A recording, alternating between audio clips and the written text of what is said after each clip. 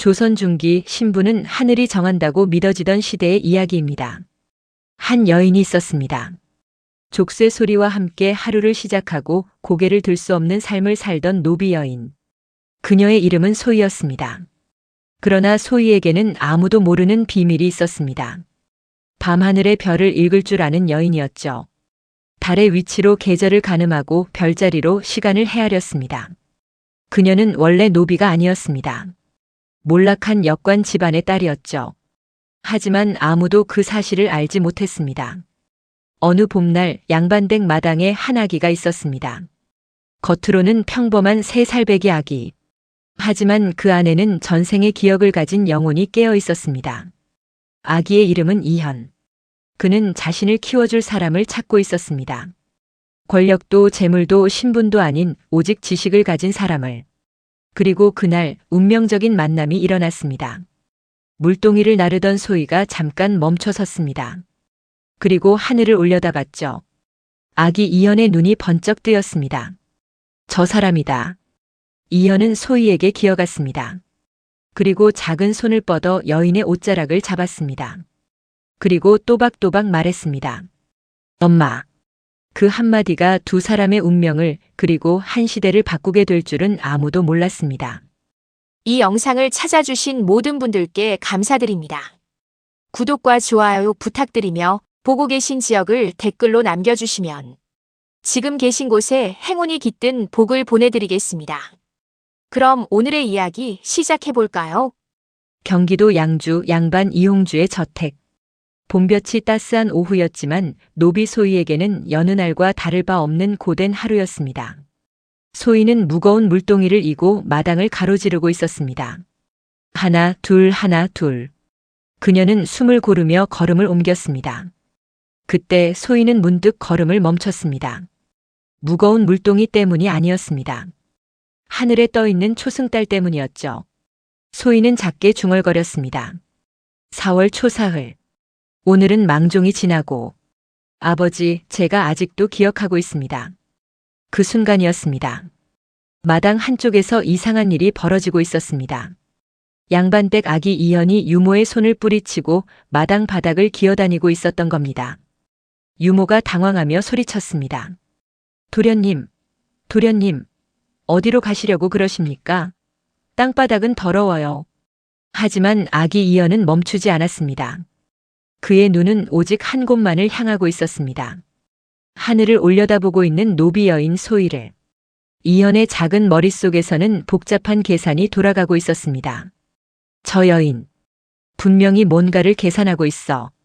일반 노비가 저렇게 하늘을 보지 않아. 달의 위치를 확인하는 거야. 혹시 이 사람이. 이현은 더 빠르게 기어갔습니다.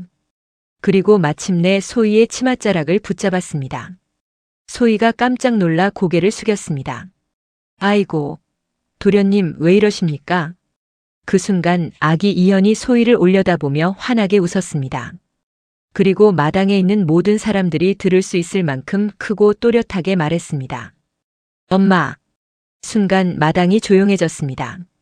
빨래를 하던 여종들이 손을 멈췄고 장작을 패던 머슴이 도끼를 내려놨습니다. 그리고 폭풍이 몰아쳤습니다. 유모가 비명을 질렀습니다. 이게 무슨 일이에요? 도련님이 저 천한 것을. 머슴 개똥이가 비웃으며 말했습니다. 크크크. 노비년한테 엄마라니. 제정신인가? 여종 하나가 수군거렸습니다. 어머나. 안주인 마님이 들으시면 큰일 나겠어요. 소희는 얼어붙었습니다. 자신에게 닥칠 재앙을 알았기 때문입니다. 노비가 양반댁 도련님의 마음을 흔들었다는 죄목. 그것은 곧 죽음을 의미했습니다. 소희는 떨리는 목소리로 말했습니다. 도련님. 소희는 그저 물을. 하지만 아기 이현은 소희의 치마를 더 꽉 움켜쥐었습니다. 그리고 다시 한번 말했습니다. 엄마. 유모가 아기를 떼어내려 했습니다. 도련님, 정신 차리세요. 이 여자는 천한 노비예요. 어서 이리 오세요. 유모가 아기를 잡아당겼습니다. 하지만 이현은 소희의 옷을 놓지 않았습니다. 오히려 더 크게 울기 시작했습니다. 그때 안채에서 날카로운 목소리가 들려왔습니다. 지금 무슨 소란이냐? 안주인 조 씨가 마당으로 나왔습니다. 비단 치마를 휘날리며 온 집안이 떨 정도로 분노한 표정이었습니다. 조 씨는 소희를 노려보며 소리쳤습니다. 감히 내 놈이 도련님을 홀린 게냐? 요사스러운 것. 소희는 땅에 엎드렸습니다. 마마 소희는 아무것도 하지 않았습니다. 그저 물을 나르다가 입 닥쳐. 도련님이 스스로 천한 것을 찾아갈 리가 없어. 분명 내가 무슨 수작을 부린 것이야. 조 씨가 손을 들어 소희를 때리려는 순간 아기 이연이 더욱 크게 울음을 터뜨렸습니다. 엄마, 엄마. 조 씨가 당황하며 말했습니다. 도련님 진정하세요. 저 천한 것은 도련님의 어미가 아니에요. 하지만 이연의 울음은 더욱 커졌습니다. 마치 세상이 끝난 것처럼 목이 터져라 울어댔습니다. 그때 사랑채에서 낮은 목소리가 들려왔습니다. 무슨 일이냐? 이 집의 주인 양반 이용주가 나타났습니다. 회색 도포를 입은 그의 얼굴에는 어떤 감정도 없었습니다. 조 씨가 급히 말했습니다. 저것을 보십시오, 영감. 도련님이 저 천한 노비년을 엄마라고 부르고 있어요. 이용주는 말없이 아기를 바라봤습니다. 아기는 여전히 노비의 옷을 붙잡고 울고 있었습니다. 이용주가 냉정하게 물었습니다. 이연아. 아기 이연이 울음을 멈추고 아버지를 봤습니다. 내가 정녕 저 노비를 어미로 여기느냐? 아기 이연은 고개를 끄덕였습니다. 눈물이 가득한 눈으로 하지만 확신에 차서 엄마, 엄마. 이용주는 긴 침묵 끝에 말했습니다. 좋다. 조 씨가 놀라 소리쳤습니다. 영감. 하지만 이용주는 손을 들어 아내를 막았습니다. 천한 것에게 반한 놈은 우리 핏줄이 아니다. 당장 내쫓아라. 마당이 다시 한번 조용해졌습니다. 소희가 떨리는 목소리로 말했습니다. 저기, 마님. 도련님은.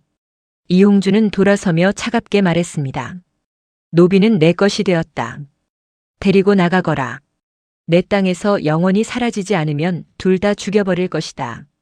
조 씨가 비웃으며 소리쳤습니다. 크크크. 천한 것끼리 잘 어울리는구나. 당장 나가. 해지기 전에 이 집 문 앞에서 사라지지 않으면 목숨은 없는 줄 알아라. 그날 밤 소희는 버려진 아기를 품에 안고 저택을 나왔습니다. 차가운 봄바람이 불었습니다. 갈 곳도 먹을 것도 없었습니다. 하지만 이상하게도 소희는 눈물이 나지 않았습니다. 품 안의 아기가 자신의 손을 꼭 쥐고 있었기 때문입니다. 소희는 작게 중얼거렸습니다. 왜 나를 택한 거니, 얘야? 난 아무것도 가진 게 없는데. 아기 이연은 잠든 척하며 속으로 생각했습니다. 이 사람이다. 하늘을 읽을 줄 아는 사람. 내가 필요한 지식을 가진 사람. 이 사람과 함께라면 나는 이 세상을 바꿀 수 있어. 그렇게 두 사람의 운명이 시작되었습니다. 소희는 마을 끝 허름한 움막을 찾았습니다. 지붕이 반쯤 무너진 아무도 살지 않는 곳이었습니다. 그곳에서 둘은 첫날 밤을 보냈습니다. 족쇄는 여전히 소희의 발목에 채워져 있었습니다. 하지만 처음으로 소희는 누군가의 선택을 받았습니다. 천한 노비였지만 누군가에게는 엄마였습니다. 그날 밤 소희는 아기를 꼭 안으며 눈물을 흘렸습니다. 두려움의 눈물이 아니었습니다. 처음으로 느껴보는 따뜻한 눈물이었습니다. 소희와 이현의 새로운 삶이 시작되었습니다. 움막은 춥고 좁았습니다. 비가 오면 빗물이 새어 들어왔고 바람이 불면 벽 틈으로 찬바람이 들어왔습니다. 하지만 소희는 포기하지 않았습니다. 낮에는 마을 사람들의 빨래를 해주고 밭일을 도왔습니다. 품삯으로 받은 쌀 한 줌, 보리 한 줌으로 죽을 쓰어 아기를 먹였습니다.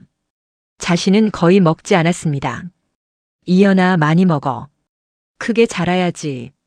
아기 이연은 그런 소희를 보며 마음이 아팠습니다. 겉으로는 3살 아기였지만 안에는 성인의 영혼이 있었으니까요. 이 사람은 왜 이렇게까지 하는 걸까? 난 그저 필요해서 선택한 건데. 하지만 소희는 달랐습니다. 소희에게 이현은 처음으로 자신을 선택해준 세상에서 유일한 사람이었습니다. 한 달이 지났습니다. 2달이 지났습니다. 어느 여름밤이었습니다. 소희는 낮 동안의 고된 일로 지쳐 움막 안에서 잠들어 있었습니다. 이현은 혼자 밖으로 나왔습니다. 밤하늘에는 별이 가득했습니다. 이현은 땅바닥에 주저앉아 나뭇가지를 주워들었습니다. 그리고 흙바닥에 무언가를 그리기 시작했습니다. 선을 그었습니다. 원을 그렸습니다. 그리고 숫자를 썼습니다. 하나, 둘, 셋, 넷, 10가지. 그때였습니다. 뒤에서 소희의 놀란 목소리가 들렸습니다. 어떻게? 이현이 고개를 돌렸습니다. 소희가 움막 입구에 서서 땅바닥을 바라보고 있었습니다. 그녀의 얼굴에는 충격이 가득했습니다. 소희는 천천히 이현에게 다가왔습니다. 그리고 무릎을 꿇고 앉아 땅바닥을 자세히 들여다봤습니다. 이건 숫자야. 그것도 정확한 필순으로. 어떻게 알았니? 이현은 아무 말도 하지 않았습니다. 그저 소희의 손을 잡고 하늘의 별을 가리켰습니다. 소희가 하늘을 올려다봤습니다. 북두칠성이 선명하게 빛나고 있었습니다. 그 순간 소희는 깨달았습니다. 이 아이는 평범한 아이가 아니라는 것을, 그리고 자신을 선택한 이유가 있었다는 것을. 소희는 조심스럽게 물었습니다. 너, 별을 알아보는 거니? 이현이 고개를 끄덕였습니다. 소희의 눈에서 눈물이 흘렀습니다. 오랜 세월 숨겨왔던 비밀을 이 작은 아이가 알아본 것입니다. 이현아, 사실은 나도 별을 알아. 소희는 떨리는 손으로 나뭇가지를 들었습니다. 그리고 땅바닥에 북두칠성을 그렸습니다. 정확한 위치에 정확한 각도로. 여기가 천추성, 여기가 천선성. 북두칠성은 계절마다 위치가 달라진다. 지금은 여름이니까 이 각도로. 이현의 눈이 반짝였습니다. 역시 이 사람은 안다. 천문학을. 그날 밤부터 둘만의 비밀 수업이 시작되었습니다. 소희는 밤마다 이현에게 가르쳤습니다. 처음에는 별자리였습니다. 그 다음은 달의 움직임, 계절의 변화, 시간을 재는 법. 그리고 어느 날 소희는 조심스럽게 말했습니다. 이현아, 너 글도 배우고 싶니? 이현이 힘차게 고개를 끄덕였습니다. 소희는 움막 구석에서 낡은 천보따리를 꺼냈습니다. 그 안에는 너덜너덜한 책 3권이 들어 있었습니다. 이건 내가 유일하게 간직한 거야. 아버지가 주신 책들. 천물유초, 칠정산, 논어. 소희의 아버지가 남긴 마지막 유산이었습니다. 소희는 조심스럽게 논어를 펼쳤습니다. 하기시습지 불영여록. 배우고 때때로 익히면 또한 기쁘지 아니한가. 이현은 놀라운 속도로 배웠습니다. 하루에 10글자를 가르치면 다음 날에는 100글자를 알고 있었습니다. 한 달이 지나자 천자문을 떼었고 석 달이 지나자 논어를 읽기 시작했습니다. 소희는 경악했습니다. 이현아, 너 정말 대단한 아이구나. 하지만 행복한 시간은 오래가지 않았습니다. 가을이 되었습니다. 어느 날 낮 소희가 마을 우물에서 물을 길어 올리고 있을 때였습니다. 머슴 개똥이가 나타났습니다. 그는 이홍주 댁에서 소희를 괴롭혔던 바로 그 머슴이었습니다. 어이구, 이게 누구야? 노비년 소희 아닌가? 소희의 몸이 굳었습니다. 개똥이가 비웃으며 다가왔습니다. 크크크, 잘 먹고 잘 사나? 아이는 어디 있나? 그 이상한 자식. 건드리지 마세요. 뭐? 노비 주제에 나한테 명령해? 크크크. 개똥이가 소희의 물동이를 발로 차버렸습니다. 물이 쏟아졌습니다. 너희 둘이 뭔가 수상한 짓을 하고 있다며? 밤마다 뭘 하는 거야? 소희의 얼굴이 창백해졌습니다. 들켰나? 우리가 공부하는 걸 누가 봤나? 개똥이가 소희에게 바짝 다가왔습니다. 가만 안 둬. 내가 이홍주 나리께 고해 바칠 테니까. 노비가 감히 글을 배운다고. 크크크. 그 순간 작은 목소리가 들렸습니다. 엄마 괴롭히지 마. 개똥이가 고개를 돌렸습니다. 이현이 서 있었습니다. 4살배기 아이, 작고 약해 보이는 아이. 뭐야 이 꼬맹이? 꺼져. 개똥이가 이현을 밀쳤습니다. 이현이 땅에 넘어졌습니다. 소희가 비명을 질렀습니다. 이현아. 소희는 달려가 이현을 안았습니다. 이현의 이마에서 피가 났습니다. 개똥이는 비웃으며 말했습니다. 다음번에 또 건방지게 굴면 진짜 죽여버릴 거야. 명심해. 개똥이가 떠났습니다. 소희는 떨리는 손으로 이현의 상처를 닦아주었습니다. 미안해, 이현아. 엄마가 약해서 널 지켜주지 못했어. 이현은 소희의 손을 잡았습니다. 그리고 속으로 다짐했습니다. 기다려. 조금만 더 크면, 조금만 더 배우면 엄마를 그리고 나를 지킬 수 있어. 그날 밤 소희는 이현에게 처음으로 자신의 과거를 털어놓았습니다. 이현아, 사실 엄마는 원래 노비가 아니었어. 이현이 소희를 바라봤습니다. 소희는 천천히 이야기를 시작했습니다.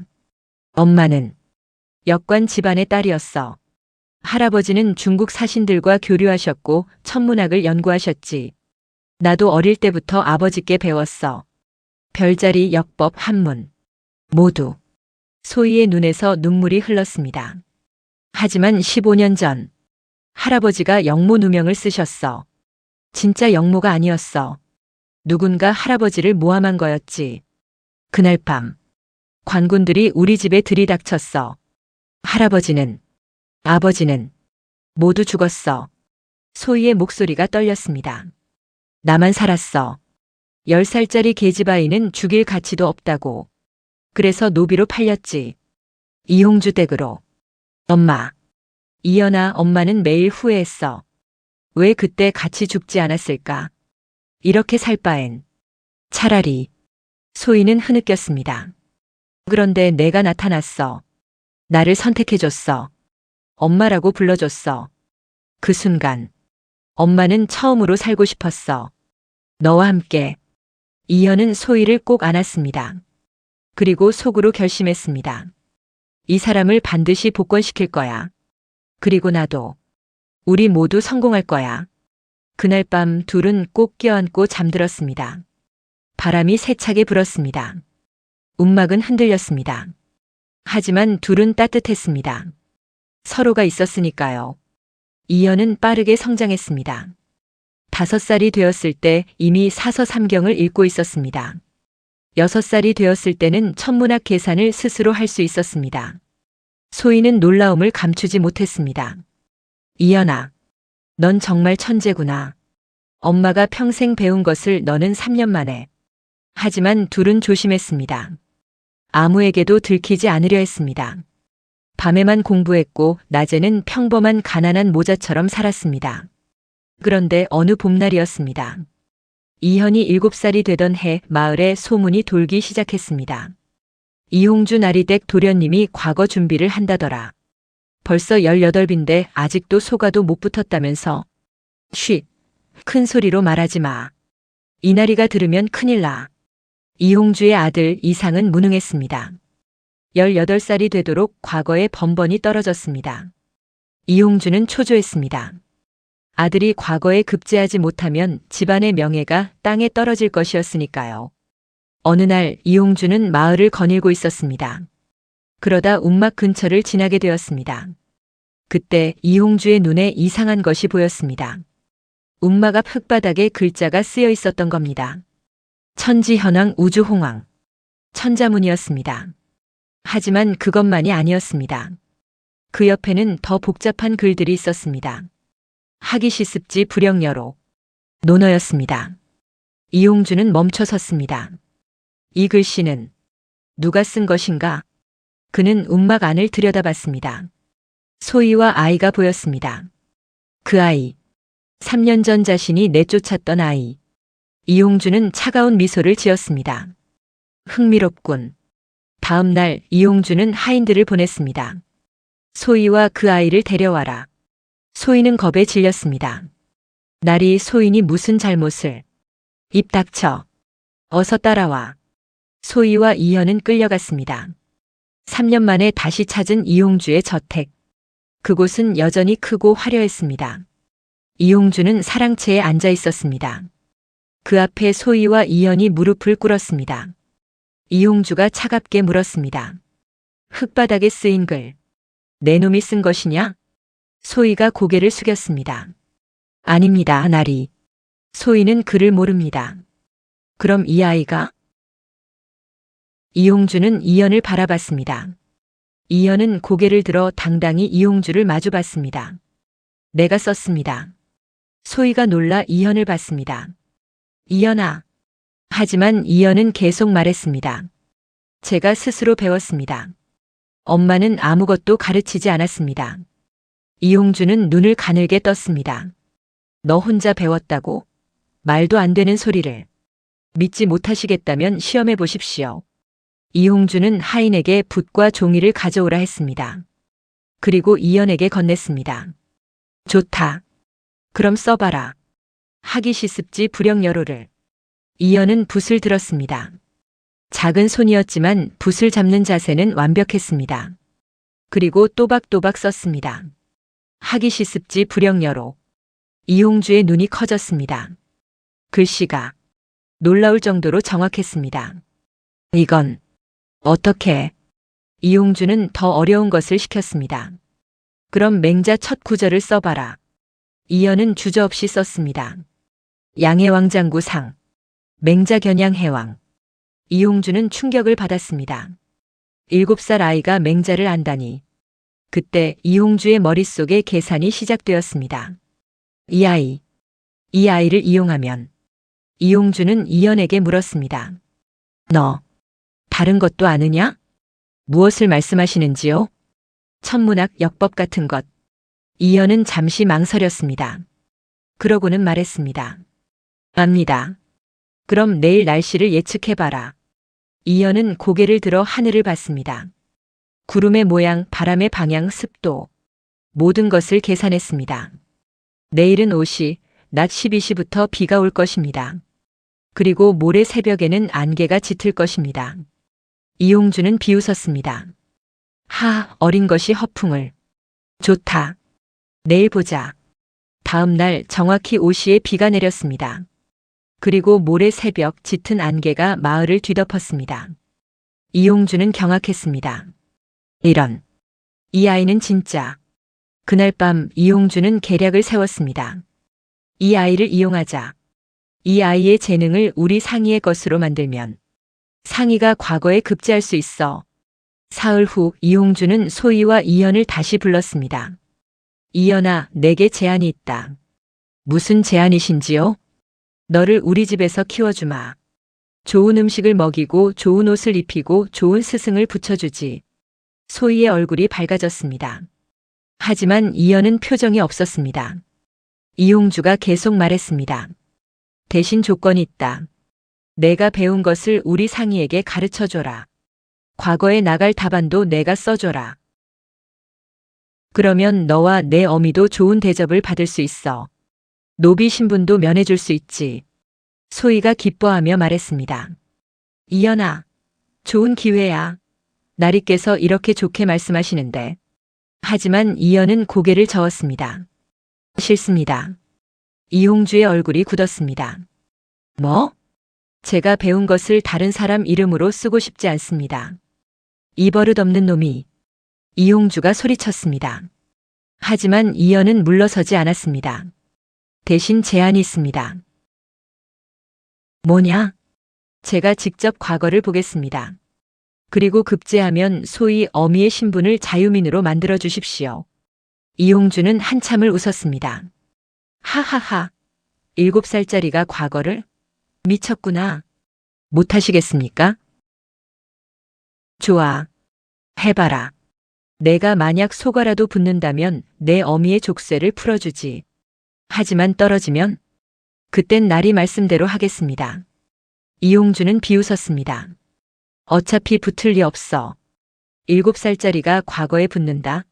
말도 안 돼. 좋다. 약속하지. 소희는 불안했습니다.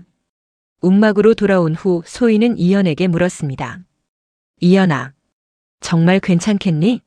과거는 어른들도 어려워하는 건데. 이연은 소희의 손을 잡았습니다. 엄마 걱정 마세요. 전 할 수 있어요. 하지만 엄마, 전 엄마를 자유롭게 해드리고 싶어요. 족쇄를 풀어드리고 싶어요. 소희의 눈에서 눈물이 흘렀습니다. 이연아, 고마워. 정말 고마워. 그날 밤부터 이연의 진짜 공부가 시작되었습니다.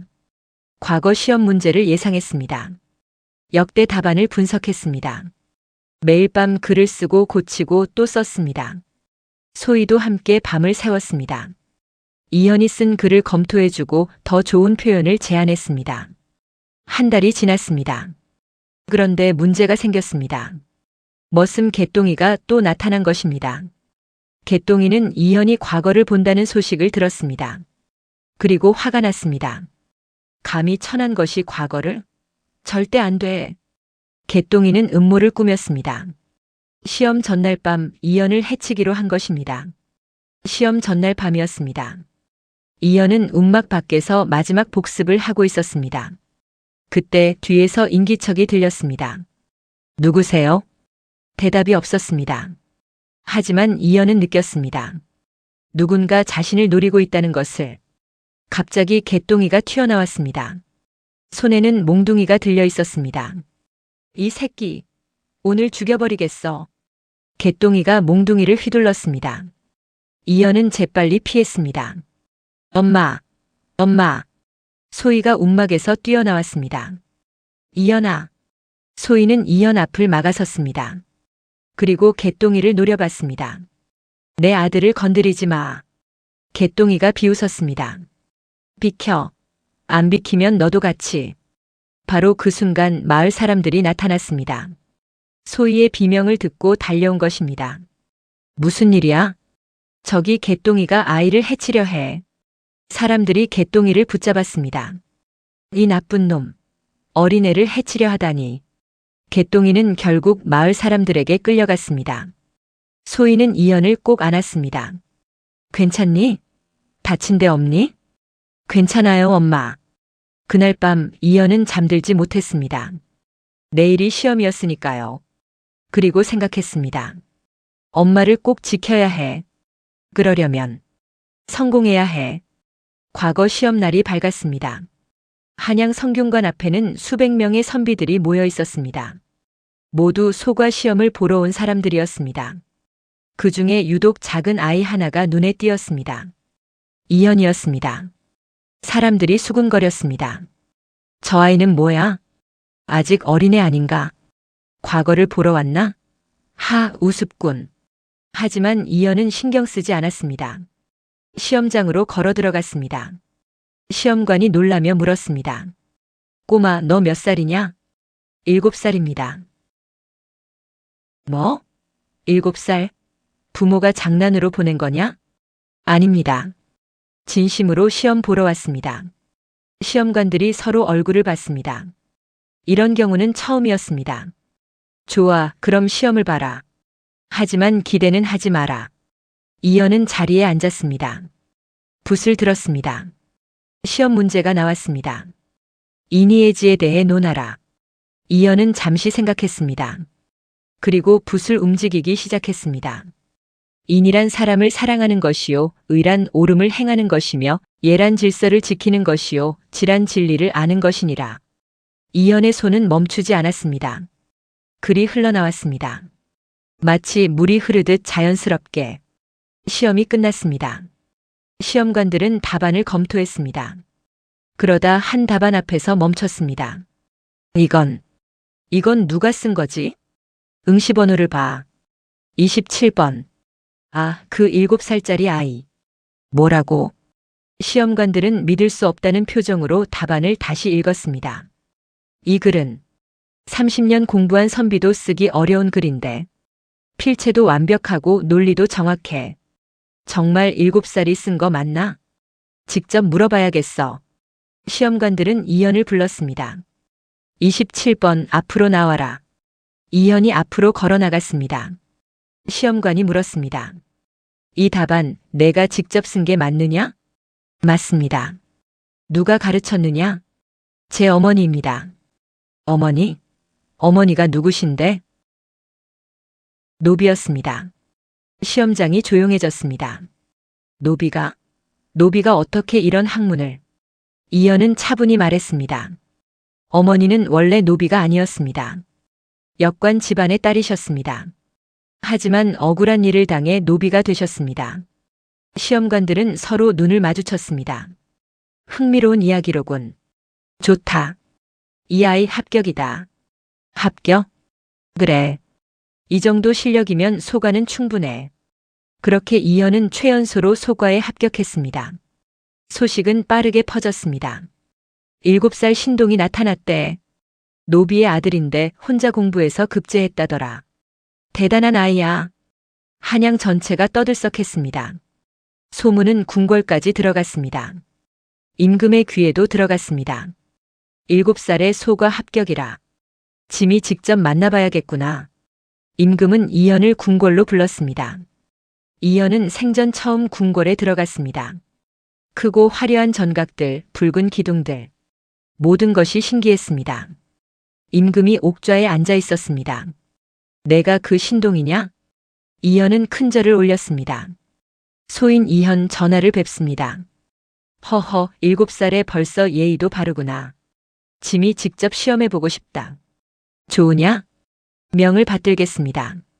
임금이 문제를 냈습니다. 하늘에 대해 아는 것을 말해보거라. 이현은 고개를 들어 하늘을 봤습니다. 전하, 하늘에는 2800개의 별이 있습니다. 그중 북두칠성은 사계절마다 위치가 바뀝니다. 지금은 봄이니 북두칠성은 동쪽을 가리킵니다. 임금의 눈이 커졌습니다. 오호, 천문학을 아는구나. 예, 전하. 그리고 오늘은 4월 보름이니 오늘 밤 달은 만월이 될 것입니다. 또한 3일 후에는 비가 올 것이고. 이현은 계속 설명했습니다. 천문학 역법, 계절의 변화. 모든 것을. 임금은 감탄했습니다. 놀랍다. 어린 나이에 어찌 이토록 많은 것을 아느냐. 어머니께서 가르쳐 주셨습니다. 어머니? 어머니가 누구시냐? 노비 소희입니다. 신하들이 웅성거렸습니다. 노비라고? 노비가 어떻게 이런 학문을? 이현은 용기를 내어 말했습니다. 전하, 어머니는 억울하게 노비가 되셨습니다. 원래는 역관 집안의 딸이셨습니다. 역관 집안? 네. 15년 전 어머니의 아버지께서 영모 누명을 쓰셨습니다.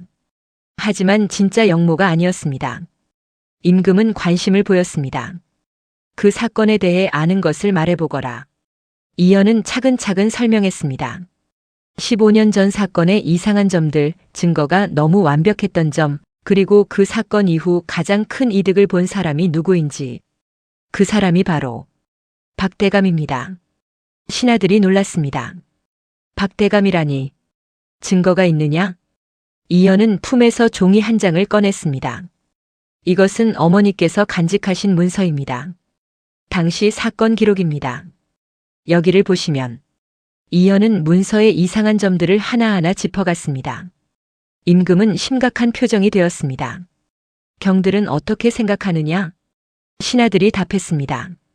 전하, 이 아이의 말이 일리가 있습니다. 재조사가 필요할 것 같습니다. 임금은 고개를 끄덕였습니다. 좋다. 박대감을 조사하라. 그리고 소희를 데려오라. 며칠 후 조사 결과가 나왔습니다. 박대감이 15년 전 사건의 진범이었던 것이 밝혀졌습니다. 그는 소희의 아버지를 모함하고 역관직을 빼앗았던 것입니다. 박대감은 체포되었습니다. 소희는 궁궐로 불려왔습니다. 너덜너덜한 옷을 입고 족쇄를 찬 채로. 임금이 말했습니다. 소희, 그대의 억울함이 밝혀졌소. 그대 아버지는 무고하셨소. 소희는 믿을 수 없다는 표정이었습니다. 전하, 이게 꿈인가요? 꿈이 아니오. 그대는 이제 자유의 몸이오. 신하가 나와 소희의 족쇄를 풀었습니다. 찰칵. 15년 만에 족쇄가 풀렸습니다. 소희는 그 자리에 주저앉아 울었습니다. 아버지, 아버지, 이제야, 이제야. 이현이 소희에게 다가가 안았습니다. 엄마, 이제 괜찮아요. 소희는 이현을 꼭 안았습니다. 고마워. 정말 고마워. 임금은 계속 말했습니다. 소희, 그대에게 역관직을 제안하오. 그대 아버지의 뒤를 이으시오. 소희는 고개를 숙였습니다. 황송하옵니다, 전하. 그날 소희는 노비에서 역관이 되었습니다. 그리고 이현은 조정의 신동으로 인정받았습니다. 하지만 이야기는 여기서 끝나지 않았습니다. 이홍주 댁으로 돌아가야 했으니까요. 이현과 소희는 이홍주의 저택으로 갔습니다. 이홍주는 당황한 표정으로 두 사람을 맞았습니다. 이현, 내가 정말 합격을. 이현은 차갑게 말했습니다. 약속을 지키셔야 합니다. 소희 어미의 신분을 자유민으로 만들어주시겠다고 하셨습니다. 그건. 하지만 이미 전하께서 어머니를 자유롭게 해주셨습니다. 그러니 더 이상 나리와는 관계가 없습니다. 이홍주의 얼굴이 창백해졌습니다. 이현은 계속 말했습니다. 그리고 한 가지 더. 3년 전 저를 내쫓으셨죠. 천한거색에 반했다고. 그건. 그때 나리께서는 틀렸습니다. 제가 선택한 사람은 천하지 않았습니다. 세상에서 가장 귀한 분이었습니다. 이현은 소희의 손을 잡았습니다. 이제 우리는 떠나겠습니다. 다시는 돌아오지 않을 것입니다. 두 사람은 저택을 나왔습니다. 그 모습을 본 안주인 조 씨는 땅을 치며 후회했습니다. 내가 그 아이를 내쫓다니. 마당에서 일하던 하인들도 모두 놀란 표정으로 두 사람을 봤습니다. 그 중에는 머슴 개똥이도 있었습니다. 그는 이현을 해치려다 실패한 후 이홍주 댁에서 쫓겨나 다른 곳에서 일하고 있었습니다. 개똥이는 땅바닥에 머리를 조아렸습니다. 용서해 주십시오. 제가 잘못했습니다. 이현은 잠시 개똥이를 봤습니다. 그리고 말했습니다. 용서는 하겠습니다. 하지만 잊지는 않겠습니다. 그렇게 이현과 소희는 새로운 삶을 시작했습니다. 한양에 작은 집을 얻었습니다. 소희는 역관으로 일하기 시작했고 이현은 공부를 계속했습니다. 사람들은 두 사람을 존경했습니다. 저 모자를 봐. 노비에서 역관이 되고 버려진 아이에서 신동이 되었어. 정말 대단한 사람들이야. 하지만 이현은 아직 만족하지 않았습니다. 이제 시작이야. 진짜는 이제부터야. 10년이 흘렀습니다. 이현은 이제 17살이 되었습니다. 키도 훌쩍 자랐고 목소리도 굵어졌습니다. 그동안 이현은 쉬지 않고 공부했습니다. 사서 삼경은 물론이고 천문학, 역법, 수학, 의학 모든 학문을 섭렵했습니다. 소희는 역관으로 훌륭히 일하고 있었습니다. 중국 사신들과 교류하며 조정에 꼭 필요한 사람이 되었습니다. 어느 가을날이었습니다. 대과 시험날이 밝았습니다. 이현은 시험장으로 향했습니다. 소희가 당부했습니다. 이현아, 긴장하지 말고 내 실력을 보여줘. 걱정 마세요, 엄마. 잘하고 올게요. 시험장에는 수백 명의 선비들이 모여 있었습니다. 모두 조선 최고의 인재들이었습니다. 그 중에 한 사람이 이현을 알아봤습니다. 저 사람. 10년 전 신동 아닌가? 맞아. 7살에 소가 붙은 그 아이. 이제 대과를 보는구나. 과연 장원할까? 시험이 시작되었습니다. 문제가 나왔습니다. 백성을 다스리는 올바른 방법에 대해 논하라. 이현은 붓을 들었습니다. 그리고 생각했습니다. 백성을 다스리는 법. 나는 알아. 억울하게 고통받던 엄마를 봤으니까. 이현은 썼습니다. 백성을 다스림에 있어 가장 중요한 것은 공평함이니라. 신분의 높고 낮음이 아니라 사람됨을 보아야 하느니라. 노비라 해서 천하지 않고 양반이라 해서 귀하지 않느니라. 사람은 모두 하늘 아래 평등하니. 이현의 글은 계속 이어졌습니다. 자신의 경험, 소희의 억울함, 그리고 더 나은 세상에 대한 꿈. 시험이 끝났습니다. 발표일이 왔습니다. 장원급제. 이현이었습니다. 한양이 다시 한번 떠들썩했습니다. 이현이 장원급제했대. 10년 전 신동이 진짜 해냈어. 조선 최고의 인재야. 임금은 이현을 다시 불렀습니다. 이현 10년 만이구나. 그때 7살 아이가 이제 훌륭한 선비가 되었구나.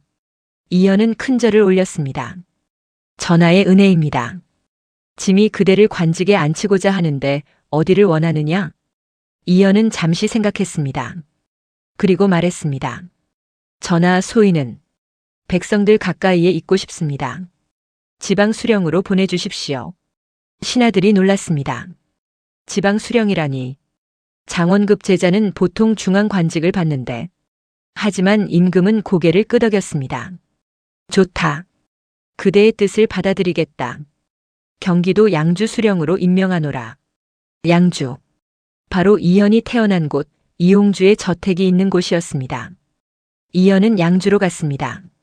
소희도 함께였습니다. 양주에 도착하자 백성들이 모여들었습니다. 새 수령님이 오셨다. 어떤 분이실까? 이현이 나타났습니다. 사람들이 웅성거렸습니다. 저분. 어디서 본 것 같은데. 맞아.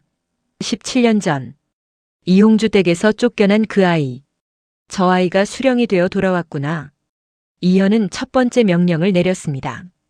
양주의 모든 노비 문서를 가져오라. 관리들이 문서를 가져왔습니다. 수백 명의 노비들이 기록되어 있었습니다. 이현은 말했습니다. 이 중에서 억울하게 노비가 된 사람들을 조사하라. 그리고 자유를 돌려주어라. 백성들이 놀랐습니다. 수령님이 노비들을 풀어주신다고? 대단하신 분이야. 조사가 시작되었습니다. 그리고 많은 노비들이 자유를 얻었습니다. 그 다음 이현은 학당을 세웠습니다. 신분에 관계없이 모든 아이들이 배울 수 있는 학당을 짓겠다. 사람들이 반대했습니다. 수령님, 천민까지 글을 가르친다니 말이 됩니까? 하지만 이현은 물러서지 않았습니다. 사람은 태어날 때부터 귀하고 천한 게 아니오. 배움이 사람을 만드는 것이오. 학당이 세워졌습니다. 양반의 자식도 상놈의 자식도 노비의 자식도 모두 같은 자리에 앉아 글을 배웠습니다. 이현과 소희는 직접 아이들을 가르쳤습니다. 하기 시습지 불영여로. 아이들의 낭낭한 목소리가 학당에 울려 퍼졌습니다. 어느 날 이현에게 한 늙은이가 찾아왔습니다. 이홍주였습니다. 17년이 지난 이홍주는 완전히 늙어 있었습니다. 머리는 하얗게 새었고 허리는 굽었습니다. 수령님. 이현. 아니 수령님. 이현은 차갑게 물었습니다. 무슨 일로 오셨습니까? 이홍주는 땅바닥에 머리를 조아렸습니다. 용서를 빌러왔소. 내가 잘못했소. 17년 전 당신을 내쫓은 것. 평생 후회하며 살았소. 이홍주는 울었습니다. 내가 당신을 키웠어야 했소. 그랬다면 우리 집안이. 이현은 조용히 말했습니다. 나리, 그건 잘못 생각하신 겁니다. 뭐? 만약 나리께서 저를 키우셨다면 저는 지금의 제가 되지 못했을 겁니다. 소희 어미를 만나지 못했을 테니까요. 이현은 계속 말했습니다. 나리는 저를 내쫓으며 말씀하셨죠. 천한 것에게 반한 놈은 핏줄이 아니라고. 그 말 맞습니다. 이홍주가 고개를 들었습니다. 저는 나리의 핏줄이 아닙니다. 저는 소희 어미의 아들입니다. 피가 아니라 사랑으로 맺어진 진짜 가족입니다. 이현은 이홍주를 똑바로 봤습니다. 용서는 하겠습니다. 하지만 나리께 감사할 일은 하나도 없습니다. 오히려 나리께서 저를 내쫓지 않았다면 저는 진짜 어머니를 만나지 못했을 테니까요. 이홍주는 그 자리에서 울부짖었습니다. 내가 얼마나 큰 실수를. 이현은 돌아섰습니다. 돌아가십시오. 나리의 남은 인생이나 바르게 사십시오. 이홍주는 비틀거리며 떠났습니다. 그 모습을 본 소희가 이현에게 말했습니다. 너무 냉정한 거 아니니? 엄마, 진실을 말한 것뿐이에요. 제 진짜 어머니는 엄마예요. 오직 엄마뿐이에요. 소희는 눈물을 흘리며 이현을 안았습니다. 고마워. 정말 고마워. 또 다른 날 누군가 이현을 찾아왔습니다. 개똥이었습니다. 17년이 지난 개똥이는 완전히 망가져 있었습니다. 술에 찌들고 병들어 보였습니다. 수령님, 저를 도와주십시오. 이현은 개똥이를 봤습니다. 한때 자신과 소희를 괴롭혔던 사람. 왜 도와드려야 합니까? 제가 잘못했습니다. 용서해 주십시오. 이현은 한참을 생각했습니다. 그리고 말했습니다. 좋습니다. 우리 학당에서 일하십시오. 청소하고 땔감 나르고 그런 일들을. 개똥이가 고개를 들었습니다. 정말입니까? 대신 조건이 있습니다. 다시는 누구도 괴롭히지 마십시오. 특히 약한 사람들을. 개똥이는 눈물을 흘렸습니다. 고맙습니다. 정말 고맙습니다. 개똥이는 학당에서 일하기 시작했습니다. 매일 아침 일찍 와서 마당을 쓸고 아이들이 앉을 자리를 깔끔히 정리했습니다. 그리고 어느 날 아이들에게 말했습니다.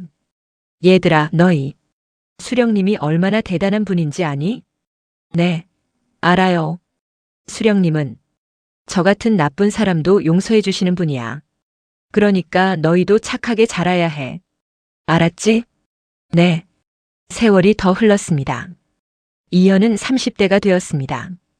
양주를 훌륭하게 다스렸습니다. 백성들은 이현을 사랑했습니다. 소희는 50대가 되었습니다. 여전히 역관으로 일하며 조정에 도움을 주었습니다. 어느 가을날 두 사람은 학당 마당에 앉아 있었습니다. 아이들의 웃음소리가 들렸습니다.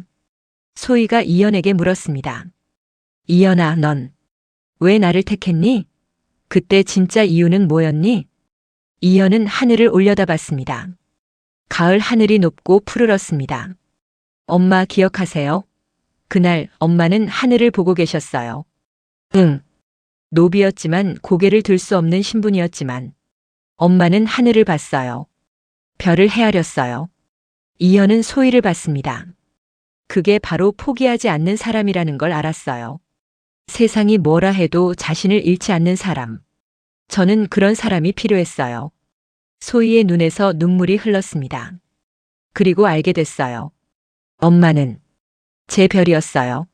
어두운 밤하늘에서 저를 인도해준 별. 이현아. 두 사람은 꼭 껴안았습니다. 마당에서는 아이들이 놀고 있었습니다.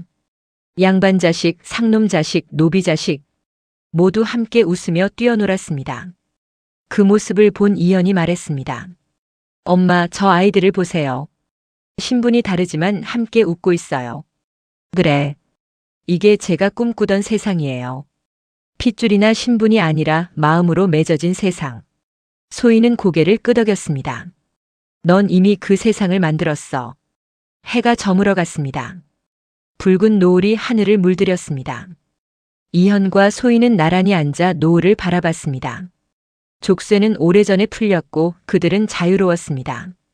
하지만 진정한 자유는 족쇄가 풀린 순간이 아니라 서로를 선택한 그 순간부터 시작되었습니다.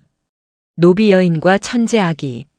혈연이 아니었지만 진짜 가족이었던 두 사람. 그들의 이야기는 오늘까지 전해져 내려옵니다. 진정한 부모는 낳아준 사람이 아니라 사랑으로 키워준 사람이라는 것을. 가족은 피가 아니라 마음으로 만들어진다는 것을. 그리고 신분이 사람을 만드는 게 아니라 사람됨이 사람을 만든다는 것을. 이것이 노비 여인에게 엄마라 부른 천재 아기의 이야기입니다.